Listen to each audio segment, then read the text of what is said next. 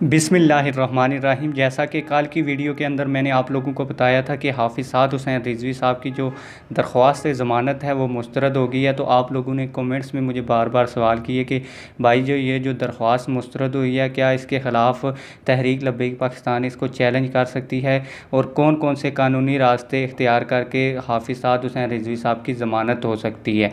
तो आज की वीडियो में मैं आपको डिटेल के साथ बताता हूँ, लेकिन वीडियो शुरू करने से पहले आप लोगों से एक छोटी सी रिक्वेस्ट है। अगर आपने अभी तक चैनल सब्सक्राइब नहीं किया तो चैनल को सब्सक्राइब कर दें, बेल नोटिफिकेशन भी दबा दें ताकि आने वाली नई और लेटेस्ट वीडियो सबसे पहले आप लोगों को मिलती रहें, और वीडियो को लाइक भी कर दें। तो आप लोगों को बताता चलूँ कि अगर दरख्वास्त ज़मानत ये मुस्तरद हो गई है तो इसको ये लाहौर हाई कोर्ट में मुस्तरद हुई है। इसको दोबारा नज़रसानी के लिए लाहौर हाई कोर्ट में भी पेश किया जा सकता है, दोबारा रिट पटिशन दायर की जा सकती है। और दूसरा जो कानूनी हाल ये है कि इसको चैलेंज किया जाए सुप्रीम कोर्ट के अंदर।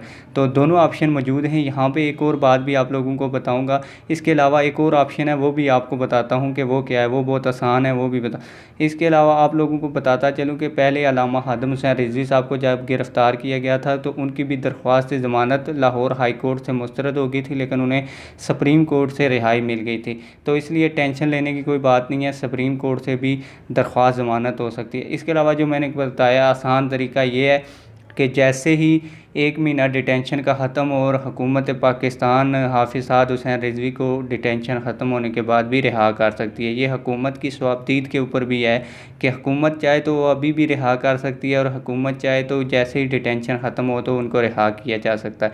उम्मीद करता हूँ आप लोगों को ये वीडियो पसंद आई होगी। अगर वीडियो पसंद आई है, वीडियो को लाइक करें और कमेंट सेक्शन में अपनी राय का ज़रूर इज़हार करें। मिलते हैं किसी और वीडियो में। वस्सलाम।